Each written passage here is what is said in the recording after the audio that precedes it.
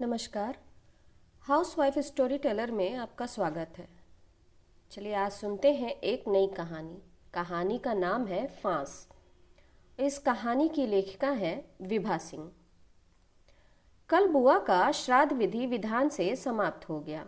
लगभग सभी लोग चले गए। अंश आज सुबह गया। सलोनी का एक पेपर बचा था, इसलिए उसे लेकर जाना पड़ा। कल कांता भाभी और फूफा जी भी चले जाएंगे। प्रियांश धीरज की सहायता के लिए रुक गया है। 20-25 दिनों से जब से बुआ की तबीयत बिगड़ने लगी थी, धीरज को सांस लेने की भी फुर्सत नहीं थी।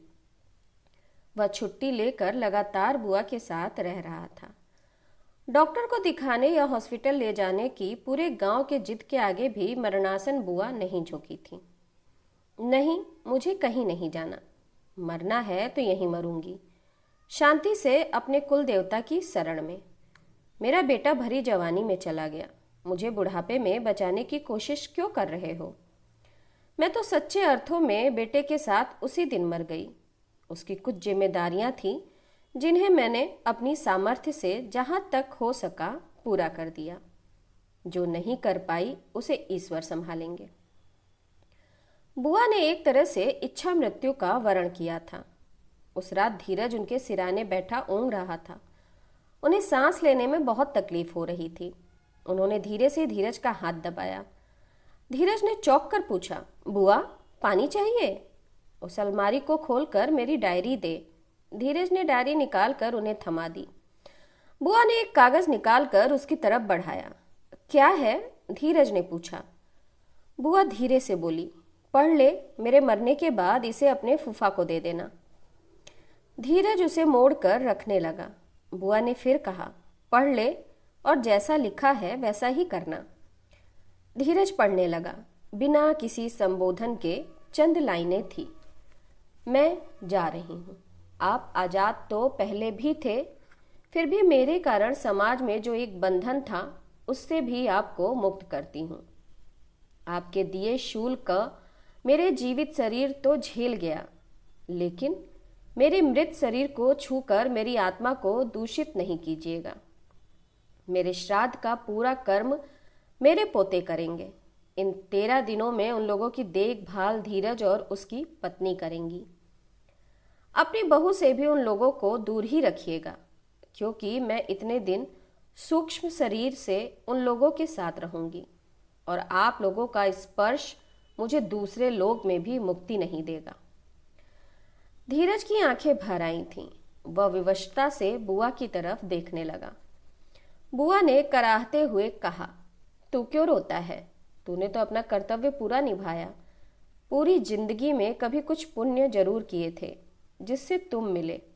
मेरे पोते तुम्हारे हवाले हैं, उन्हें सही राह दिखाना। उन लोगों को फोन कर दो, पूना से आने में भी तो समय लगेगा। धीरज फोन करने हॉल में गया और लौट कर आया। तब तक बुआ अपनी अनंत यात्रा पर निकल चुकी थी। धीरज की पत्नी बगल वाले कमरे में सो रही थी। उसे बुलाकर उसने शव को नीचे रख दिया। घड़ी देखी 6 बज रहे थे। ठंड की सुबह थी, धूप निकली नहीं थी। उसने फूफा को फोन कर दिया। अभी तक नाम मात्र को ही निभते चले आ रहे संबंध का अंत तो उन्हें बताना ही था। 2 घंटे के भीतर वे लोग भी आ गए। गांव वालों की भीड़ इकट्ठी हो गई। धीरज ने एकांत में बुआ का पत्र लिफाफे के आवरण के बाद से धीरज महसूस कर रहा पकड़ा दिया। फूफा जी उसे देखकर आंखें चुरा लेते थे। जिस घटना को वे 3 ही लोगों तक सीमित मानकर अभी तक सहज थे, आज चौथे को भी उसका साक्षी जानकर असहज हो गए थे। धीरज भी उनके सामने जाने की कम कोशिश करता। धीरज को उड़ती उड़ती खबर मिली थी कि भाभी अब मायके में ही रहती हैं। फूफा जी अकेले रहते थे। किसी भी असामान्य संबंध की आयु छीड़ ही होती है। उन लोगों की नजदीकियों ने कितनों को उनसे दूर कर दिया। यह शायद उन्हें अब समझ में आ रहा होगा। बुआ ने तो उन्हें सदा के लिए दूर कर ही दिया। अंश और प्रियांश भी उनके करीब नहीं आ पाए। वे दोनों बस औपचारिकता वश उनके पास जाते थे। दूसरे दिन बुआ दोनों पोतों और दोनों भतीजों के कंधों पर चढ़कर शान से विदा हो गईं। अंश तो कुछ शांत था, प्रियांश का रो रो कर बुरा हाल था। धीरज के मना करने के बावजूद अंश सलोनी को लेकर आया था। नहीं चाचा, दादी उसे बहू मान चुकी थी और बहू को सास का अंतिम दर्शन करना ही चाहिए। गांव में भी सबको उसका परिचय मेरी होने वाली पत्नी के रूप में ही दीजिएगा। सलोनी की भी आंखें रो रो कर सूज गई थीं। धीरज के पिता बुआ के चचेरे भाई थे। उनकी आकस्मिक मौत से धीरज का पूरा परिवार संकट में पड़ गया था। गांव की नाम मात्र की खेती से किसी तरह खाने पीने लायक निकल पाता था। धीरज 10वीं में था और उसका छोटा भाई 7वीं में। पढ़ाई के लिए खर्च निकालना मुश्किल लग रहा था। ऐसे समय में बुआ इन दोनों भाइयों को अपने साथ ले आई। बुआ का गांव शहर के पास ही था। दोनों गांव में ही रहकर पढ़ाई करने लगे। धीरज बीएड करके बुआ के ही गांव के हाई स्कूल में टीचर हो गया और तभी से बुआ के दूसरे बेटे का फर्ज निभा रहा था। छोटा भाई भी डिप्लोमा करके नौकरी करने लगा था। संजीव भैया धीरज से 5-6 महीने बड़े थे। जब तक संजीव भैया स्कूल में थे, बुआ फूफा जी के साथ सिंगरौली में ही रहती थी। संजीव भैया का बीएचयू के मेडिकल कॉलेज में एडमिशन हो गया। बुआ को घर का सूनापन काटता। फूफा जी अपनी सिविल इंजीनियर की नौकरी छोड़कर बिल्डर बन गए थे। पूरे शहर में कई हाउसिंग सोसाइटी का कंस्ट्रक्शन उन्होंने ही कराया था। अच्छी खासी कमाई थी। फूफा जी अपनी व्यस्त दिनचर्या के कारण बुआ को समय नहीं दे पाते। गांव में भी बहुत संपत्ति थी, इसलिए बुआ धीरे धीरे गांव में ही शिफ्ट कर गई। वहां धीरज और उसके परिवार में उनका मन लगा रहता। धीरज की शादी नौकरी लगते ही कर दी गई थी। संजीव भैया इंटर्नशिप कर रहे थे। बुआ उनसे कहती शादी कर ले, लेकिन बिना पीजी किए वे शादी के लिए तैयार नहीं थे। बुआ उन्हें समझाती, तू पीजी करना, बहू कुछ दिन मेरे पास रहेगी। एक बार फूफा जी के एक सहयोगी के यहाँ पार्टी में संजीव भैया ने कांता भाभी को देखा और मुग्ध हो गए। कांता भाभी के पिता शहर के नामी ठेकेदार थे। भैया का पीजी के बाद शादी का फैसला बदल गया और उनकी शादी हो गई। शादी के बाद भाभी अक्सर भैया के पास हॉस्टल चली जाती या भैया को सिंगरौली बुला लेती। भाभी ने 2 साल में 2 पोते देकर बुआ को निहाल कर दिया था। भैया इस बार काफी मेहनत कर रहे थे। सबको उम्मीद थी कि उनका सिलेक्शन अवश्य हो जाएगा, लेकिन भाग्य में तो कुछ और लिखा था। उनकी मोटरसाइकिल का ऐसा जबरदस्त एक्सीडेंट हुआ कि घटना स्थल पर ही उन्होंने दम तोड़ दिया। पूरा परिवार दुख के इस भीषण प्रहार से टूट गया। कोई किसी को सहारा देने लायक नहीं था। धीरज और उसकी पत्नी ही किसी तरह सबको संभाल रहे थे। बुआ सूनी आंखों से बस कहीं देखती रहती। दोनों पोतों को देखकर ही उनकी आंखों में थोड़ी चमक आती। फूफा जी अब शहर जाने लगे तो बुआ से कहा, कांता को कोई नौकरी कर लेनी चाहिए। घर में बैठकर इतनी बड़ी जिंदगी कैसे गुजारेगी। बुआ बिना किसी प्रतिवाद के सब कुछ केवल सुन लेती। 1 साल के बाद कांता भाभी ने शहर के एक प्राइवेट स्कूल में नौकरी कर ली। बुआ कुछ दिन दोनों बच्चों को लेकर उनके साथ रहीं। फिर उन्होंने तय किया कि जब तक बच्चे स्कूल जाने लायक नहीं होते हैं, उन्हें वे अपने साथ गांव में रखेंगी। बीच बीच में भाभी आ जाया करेंगी। वैसे भी बच्चों के प्रति भाभी को मोह ना पहले था ना अब। बुआ बच्चों को घर में प्रारंभिक शिक्षा के साथ साथ उत्तम संस्कार भी दे रही थीं। दोनों का नामकरण भी बुआ ने ही किया था, अंश और प्रियांश। मेरे संजीव के अंश और प्रियांश हैं ये दोनों। जब दोनों के स्कूल जाने का समय आया, भाभी को उन लोगों की देखभाल में परेशानी होने लगी। अंत में उन्हें सिंगरौली में ही हॉस्टल में डालना पड़ा। धीरज महीने में 2-3 बार उन लोगों को दादी का बनाया ढेर सारा खाने का सामान पहुंचाता। उसे भाभी के स्वभाव पर आश्चर्य होता। इंसान जिससे प्रेम करता है, उसकी निशानी से तो उससे भी ज्यादा प्रेम करता है। पता नहीं भाभी को भैया से भी प्यार था या केवल दैहिक सुख की कामना से ही वे उनका साथ चाहती थीं। इधर फूफा जी की भी हरकतें उसे अजीब सी लगती। वे भाभी की छोटी से छोटी जरूरतों का भी ख्याल रखते। उन्हें स्कूल छोड़ना, घर ले जाना उनकी ही जिम्मेदारी थी। कितनी भी व्यस्तता क्यों ना हो, वे सब काम छोड़कर भाभी का काम करते। बुआ के प्रति फूफा जी की लापरवाही को वह उनकी आदत समझता था। लेकिन बुढ़ापे में व्यक्ति की आदतें क्या इतनी अधिक बदल सकती हैं? एक बार जब गांव में उसकी पत्नी ने कहा था कि कांता भाभी हैंडपंप के पास बने बाथरूम में नहा रही थी और फूफा जी उन्हें पानी भर के दे रहे थे, तब धीरज ने उसे बेकार की बात कहकर टाल दिया था। लेकिन उसे यह देखकर बुरा लगता कि महिलाओं की जरूरत की नितांत निजी चीजें भी अक्सर फूफा जी ही भाभी को लाकर देते। फिर भी वह मन को समझाता कि शायद बेटे को खो देने के बाद वह भाभी से हमदर्दी में ही उनका ख्याल रखते हैं। धीरे धीरे समय बीतता गया। अंश का 10वीं का बोर्ड था। बुआ अब ज्यादा शहर नहीं जा पाती थी। बच्चों से मिले बहुत दिनों हो गए थे। एक दिन उन्होंने धीरज को बुलाकर कहा, कल रविवार है, मुझे जरा बच्चों से मिलवा ला, बहू से भी बहुत दिनों से नहीं मिल पाई हूं। फूफा जी को फोन करके बता देने कि मैं आ रही हूं। उस दिन एसटीडी फेल था और इतनी छोटी सी बात के लिए खबर करना धीरज ने जरूरी नहीं समझा। वे लोग सुबह 5 बजे वाली बस से चले और 7 बजते बजते पहुंच गए। कॉल बेल धीरज ने दबा दी। काफी देर बाद फूफा जी दूध का पतीला लिए बाहर आए। उन्होंने समझा शायद दूध वाला आया है। उन लोगों को देखकर वे चौंक गए। उनके चेहरे का रंग बदल गया। इस पर बिना ध्यान दिए बुआ मुस्कुराती हुई सामान लिए सीधे अपने बेडरूम में चली गईं। फूफा जी छत पर चले गए थे। तब तक दूध वाला आ गया। धीरज दूध लेने लगा। अचानक बुआ बदहवास सी बाहर आ गईं। उनका चेहरा बिल्कुल सफेद पड़ गया था। धीरज उनका चेहरा देखकर डर गया।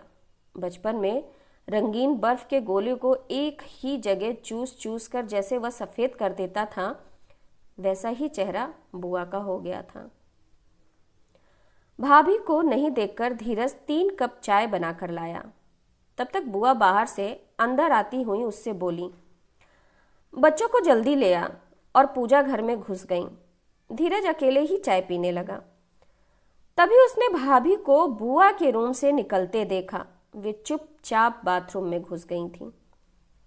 ना समझते हुए भी धीरज को बहुत कुछ समझ में आ गया। वह कौन सी बात थी जिसने फूफा जी और बुआ दोनों के चेहरे का रंग बदल दिया। इसका अनुमान धीरज को भी हो गया। वह जल्दी जल्दी चाय खत्म करके बच्चों को लाने के लिए निकल गया। घर में दम घोटू वातावरण से वह भी घबरा गया था। बच्चे घर में घुसते ही दादी को ढूंढने लगे। दोनों को देखते ही बुआ उन्हें गले लगाकर चित्कार कर उठी। ऐसा करुण रुदन तो उन्होंने भैया की मौत पर भी नहीं किया था। बच्चे भी नहीं समझ पा रहे थे कि दादी इतना क्यों रो रही हैं। बच्चे 2 ही घंटे के लिए आए थे। बुआ ने उन्हें पढ़ाई संबंधी जरूरी हिदायतें दी और साथ लाए खाने का सामान सौंप कर विदा किया। धीरज बच्चों को पहुंचाकर लौटा। तब तक बुआ भी चलने को तैयार बैठी थी।